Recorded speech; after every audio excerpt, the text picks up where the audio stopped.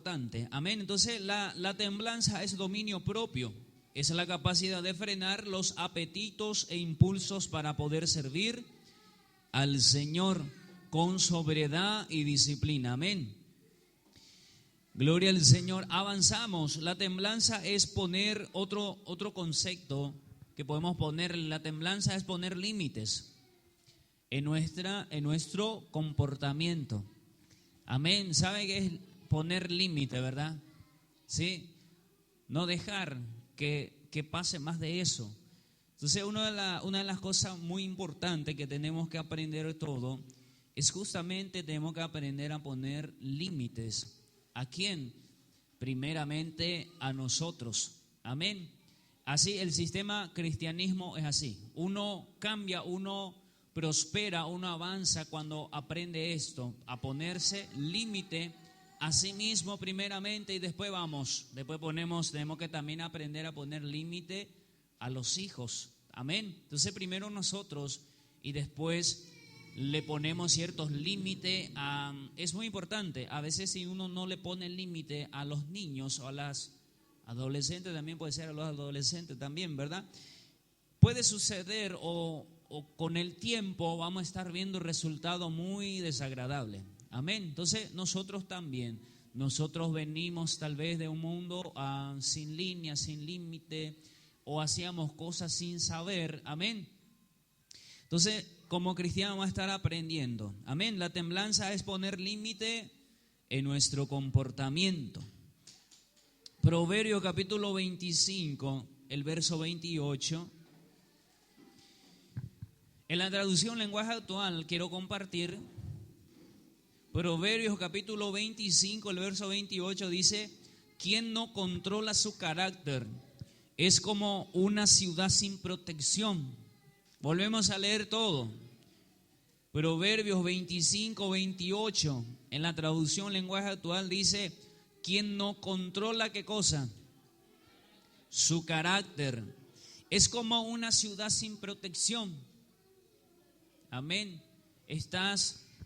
¿Qué significa esto de una ciudad sin protección? En los tiempos antiguos de guerras, las ciudades tenían muros. Creo que aún hay países donde sí tienen sus muros.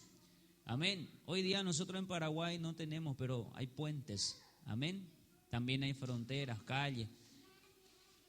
Pero lo que la Biblia está diciendo, esto de que una persona que no controla su carácter o no tiene control de su carácter, es una persona sin protección. Eso es lo que está diciendo. Eres vulnerable a todo, al diablo, a todo lo que el enemigo quiera hacer, va a estar haciendo en tu vida. En síntesis, estás indefenso. Esto es lo que te dice. Estás en peligro. Otra cosa.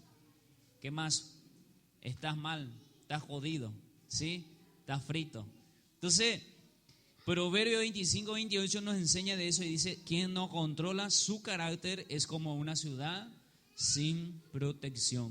Entonces, como ser humano vamos a tener ciertos caracteres, pero la función nuestra es controlar. Por eso dice: quien no controla su carácter. Significa, según la Biblia, que todos tenemos caracteres diferentes, pero las malas hay que controlarlas. Capítulo 5, el verso 16. Amén. Y vamos a leer todo. Dice: por eso les digo, obedezcan ¿a quién? Al Espíritu de Dios, y así no desearán hacer lo malo. Verso 17 dice: porque los malos deseos están en contra de ¿qué cosa? En contra de lo que quiere el Espíritu de Dios. Y el Espíritu está en contra de los malos deseos. Por lo tanto, ustedes no pueden hacer lo que se les antoje. Gálatas 5, 16, 17. Amén. Entonces, la templanza es poder espiritual para frenar, primer punto, los deseos de la carne. Tengo que aprender a frenar esos deseos malos. Entonces, yo no tengo capacidad de frenarlo, pero el Espíritu Santo de Dios sí. Por eso es que se nos da el Espíritu Santo. Cuando uno recibe al Espíritu Santo, por eso dice la Biblia, obedece al Espíritu Santo. Si uno hace lo que el Espíritu Santo te hace latir adentro, Porque es así, cuando uno recibe al Espíritu Santo, el Espíritu Santo pone en ti los deseos. Y también el hacer, lo va a hacer. Pero para que Él acceda o para que Él avance en esto del hacer, Él siempre va a causar en mí el querer hacer lo correcto. Primer punto. Amén. Entonces, cuando yo decida, va a haber dos cosas, dos pensamientos. Está el de la carne y está el del Espíritu. El Espíritu Santo me quebranta a hacer lo correcto. La carne me va a tentar o me va a provocar a hacer lo incorrecto. Entonces yo, al decidir por los deseos del Espíritu Santo, el Espíritu Santo hace que yo logre hacer. Por eso dice la Biblia que Él es el que causa el querer. Él es el que causa que yo quiera, que tú quieras hacer lo correcto. El Espíritu del Señor. Después dice, Él es el que hace el querer y el hacer, dice. Amén. Entonces el Espíritu Santo hace todo por mí, no. Tenemos que escudriñar la Escritura. No es que el Espíritu Santo hace el querer y el hacer y nos quedamos ahí. Entonces que el Espíritu Santo haga su trabajo. Si yo no cambio, el Espíritu Santo está perezoso. No quiere trabajar.